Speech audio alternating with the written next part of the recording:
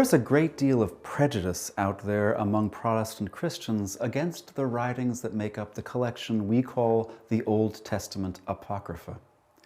As Protestants, however, we should consider closely the positive value that Martin Luther, the father of the Protestant Reformation, set on these writings himself. Yes, when he published his German Bible, he separated these books out from the Old Testament and placed them in a section between the two testaments of the scriptures he considered canonical. But what does it tell us that Luther himself took the considerable trouble to translate these books into German in the first place, and to promote them among his Protestant readership by publishing them in his Bible and thus keeping them broadly accessible? In his preface to the Apocrypha, Luther says of them that, quote, "These are books that, though not esteemed like the Holy Scriptures, are still both useful and good to read." Useful and good to read, Martin Luther. I wouldn't mind having that endorsement on the back cover of any of my own books. And in his introduction to the Wisdom of Solomon, one of the more influential of the Apocrypha over the course of Christian history, Luther writes, quote, "There are many good things in it, and it is well worth reading. This book is a good exposition and example of the first commandment, and that is the main reason why this book is to be read, so that one may learn to fear and trust God, so that he may help us by his grace." Similarly, Luther commends 1 Maccabees to us with high praise. Quote, "Its words and discourses are almost as enlightening as those of the other books of Holy Scripture, and it would not have been wrong to count it as such, because it is a very necessary and useful book, as witnessed the prophet Daniel in the 11th chapter. For this reason, it is useful for us Christians also to read and know it." It was never Luther's intent that these books should disappear from our collection of treasured resources, just that they not be accorded equal authority with the undisputed books of the canon. I'll just throw out there that the King James Version was created with an Apocrypha as well, placed in between the Old and New Testaments, but carefully translated and remaining quite accessible. And it is indeed there, in between the Testaments, that these writings have the greatest value for Protestant Christians, for they bear eloquent witness to the faith, the history, the challenges, and the developments in Jewish theology and ethics between the Testaments and into the first century.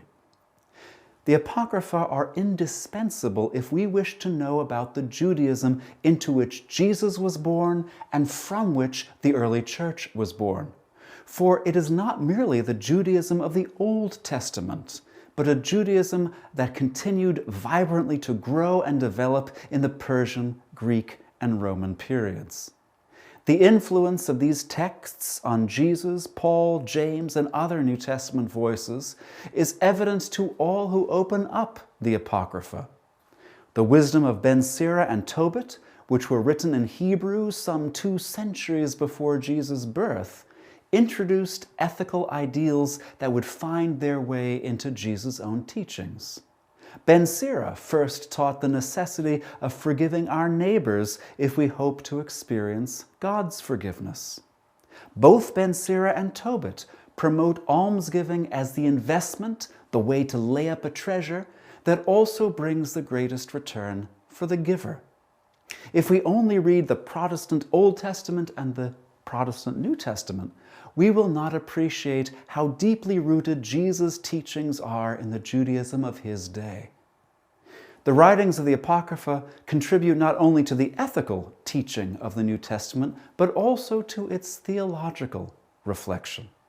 Wisdom of Solomon, with its praise of the figure of wisdom as the, quote, exact representation of God's being and image of God's goodness, and as the radiance emitted by God's own light, gave early Christians a language for speaking about the relationship of the Son to the Father, such as we find in the opening chapters of Colossians and Hebrews. Second Maccabees includes extensive reflections on the Jewish martyrs who died under torture for the sake of remaining loyal to the covenant, and whose steadfast obedience unto death was remembered to have turned aside God's wrath from a disobedient Israel.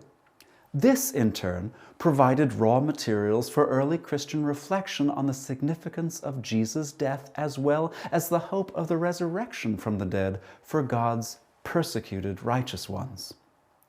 Disproportionate attention is given to the few theologically questionable ideas found scattered among some of the apocryphal books, leading many never to explore the significant debt that Orthodox Christian theology owes to these books alongside the books of undisputed canonical authority.